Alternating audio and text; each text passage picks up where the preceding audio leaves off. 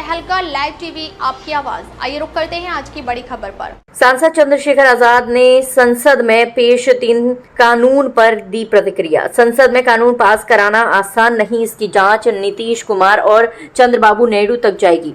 जांच उत्तर प्रदेश तक भी जा सकती है।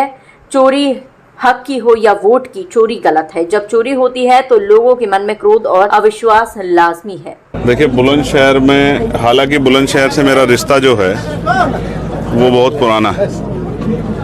आज़ाद समाज पार्टी पहली बार जो चुनाव लड़ी विधानसभा का उपचुनाव, वो बुलंदशहर में लड़ी, शहर का चुनाव, जिसमें आज़ाद समाज पार्टी को प्रदेश में तीसरे नंबर की पार्टी का तमगा मिला। 13,000 से ज़्यादा वोट मिले थे। तो इस मिट्टी का मेरे ऊपर कर्ज है। और आज मेरे छोटे भाई हैं यहाँ रोशिंदर, जिनकी पत्नी यहाँ ग्राम प्रधान भी हैं, उनके पिताजी श्रीपाल सिंह जी कुछ दिन पहले वो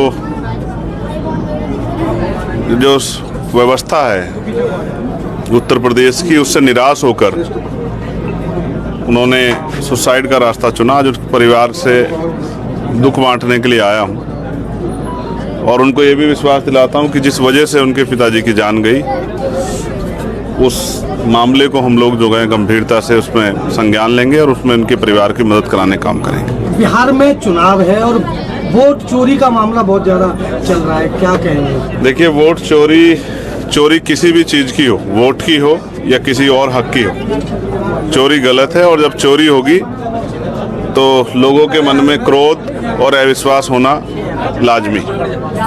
जिस तरह से 65 लाख मतदाताओं को निकाला गया है, एक मतदाता भी महत्वपूर्ण होता है, लेकिन 65 लाख मतदाताओं को निकाल दिया गया, वो भी चुनाव से ठीक पहले। तो सवाल ये बनता है कि अभी 1.5 साल पहले लोकसभा का चुनाव हुआ, ये 65 लाख मतदाता तब वहीं थे। इन्हीं मतदाताओं ने 40 में से 30 सीट एनडीए को देने का काम किया। जिन मतदाताओं के जरिए एनडीए ने 40 में से 30 सीट जीती, आज विधानसभा चुनाव के समय उनमें से 65 लाख मतदाता कम करके ऐसा लग रहा है कि कोई राजनीतिक साजिश या उस चुनाव में वोट की चोरी करने का एक पूरा जो है योजनाबद्ध जो है व्यवस्था की गई है। इसलिए सब लोग चिंता में, और माननीय सर्वोच्च न्यायालय ने संज्ञान लेके उन 65 लाख जो है मतदाताओं की सूची मांगी है। वो सूची उन्होंने 22 तारीख तक का समय दिया था, आज तक उनको अपलोड कर दी थी। वो सूची सामने आ जाएगी, उसका कारण भी सामने आ जाएगा। मैं चाहता हूं जिसका अधिकार बैठता है वोट का, उसको मिले, और जो अवैध वोट है वो हटाए जाएं। लेकिन अवैध के नाम पे जिनका अधिकार है उनका अधिकार ना छीना जाए, क्योंकि मत इस देश में सबसे शक्तिशाली है। यूपी में जाति के आधार पर जो उत्पीड़न है वो लगातार बढ़ रहे हैं, खासतौर पर दलितों के साथ। क्या वजह है? वजह आप जानते नहीं हो कि जो सरकार है वो दलित विरोधी है। जो सरकार आज व्यवस्था में, वो दलित ही नहीं, वो हक वंचित कमजोर हर समाज के विरोधी है। और उसका एकमात्र लक्ष्य है कि पूंजीपतियों को फायदा देना है और गरीबों की जिंदगी, गरीबों की जमीन लूट कर जो है सरकार को, उन अमीरों को सौंपनी है। ये सबको दिख रहा है। आज पत्रकार सुरक्षित नहीं है, पुलिस के जवान सुरक्षित नहीं है, नौजवान सुरक्षित नहीं है, महिलाएं सुरक्षित नहीं है, किसान, अभी ये पूरी बेल्ट में पानी आता है, किसानों की फसलें बह गई, सरकार में कोई सुनने वाला नहीं है।